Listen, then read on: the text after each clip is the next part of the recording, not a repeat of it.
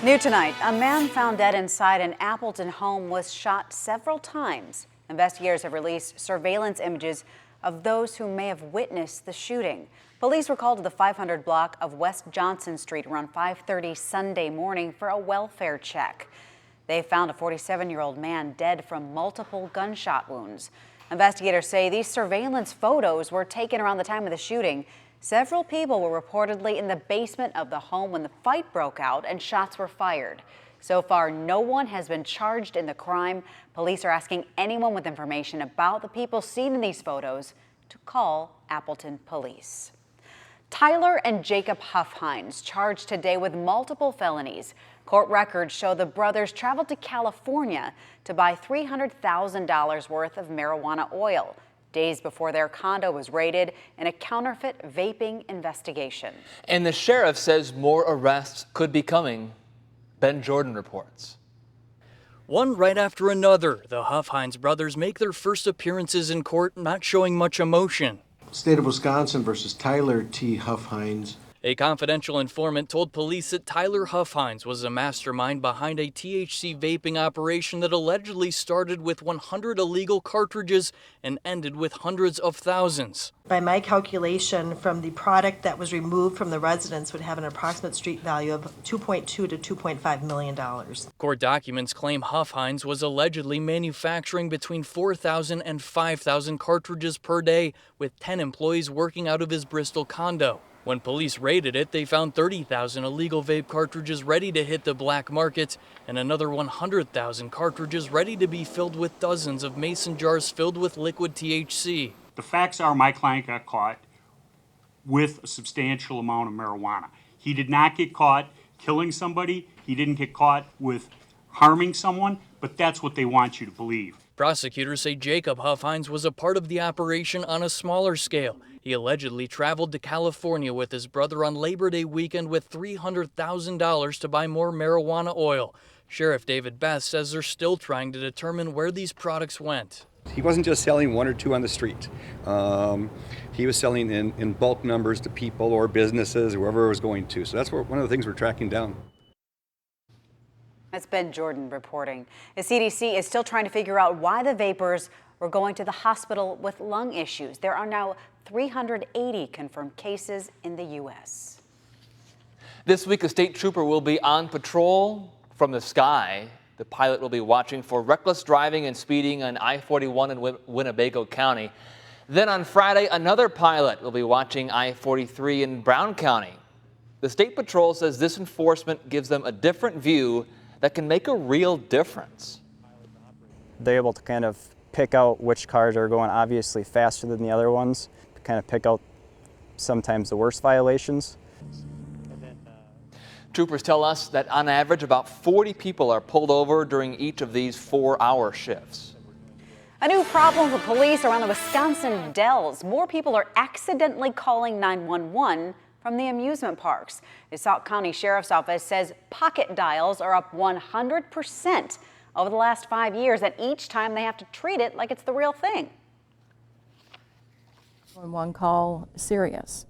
We listen. If there's no sound at all, we stay on the phone a good 45 seconds to a minute just to hear anything in the background. And if we can't hear anything, we disconnect and we call back. The Sheriff's Department is asking people to help prevent the problems by keeping phones locked or just don't bring them on the rides. They got those little lockers. You can lock them in so they're safe all day. I'd be afraid of losing mine on that ride. Oh, on any of the rides. Locker's a good idea, not too. for me. Coming up, your Storm Shield forecast and why your next trip to the gas station could cost 25 cents more per gallon. Then thousands of union workers walk off the job at GM plants across the country. Details on the way. You're connected to NBC 26 News at 10 with Nina Sperano, John Erickson, Chief Meteorologist Cameron Moreland, and NBC 26 Sports with Brandon Kinnow. NBC 26 News at 10, keeping you connected.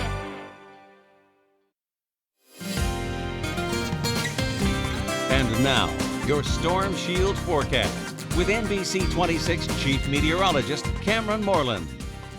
With many of us seeing highs in the lower 80s this afternoon, summer-like weather returned to most of northeast Wisconsin, and it's just the beginning. Here's a look at the next 7 days. Our normal high is 70. We're going to be way above that for the rest of the work week, close to 80 tomorrow, upper 70s to lower 80s for Wednesday, Thursday, and Friday. Even when we cool back down into the mid-70s for the weekend and Monday, that's still above normal for this time of year. Right now, we are looking at lake-cooled upper 50s right near the lake. Further inland, temperatures are still mainly in the mid to upper 60s, including a reading of 68 degrees in Shawano. That's pretty warm, considering our normal high is now 70. All right, we kicked off the day with lots of dense fog across northeast Wisconsin. Tonight, we have pockets of dense fog right near the bay and lake. But once again, some of that fog will expand inland later on tonight into tomorrow morning.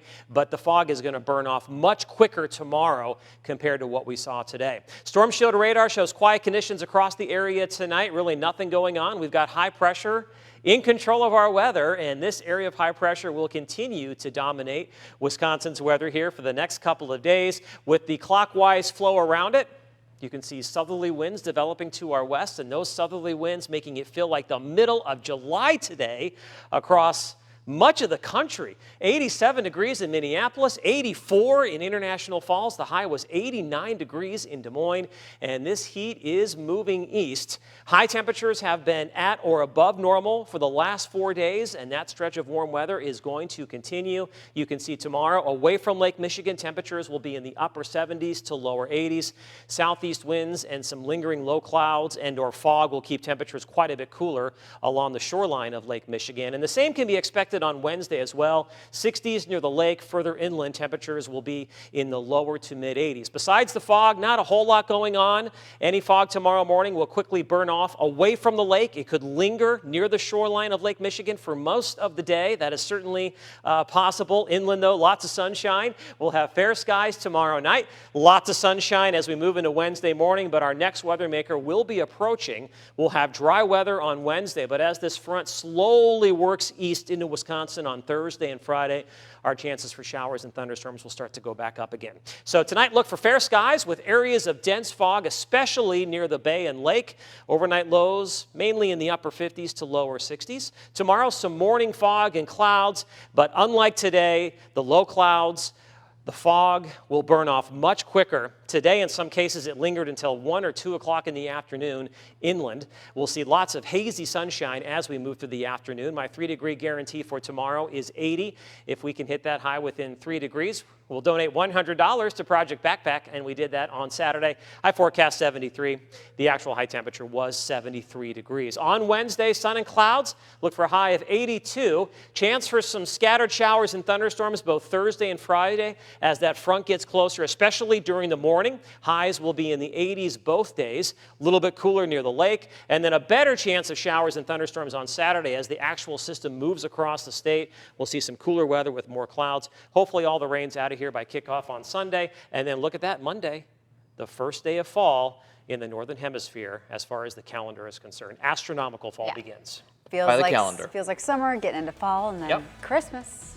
100 days away, 100 apparently. days Too away. soon, Nina. You did it Start again. shopping. Too I know. soon. I can't stop thinking about Some it. stores have Christmas stuff up already, apparently.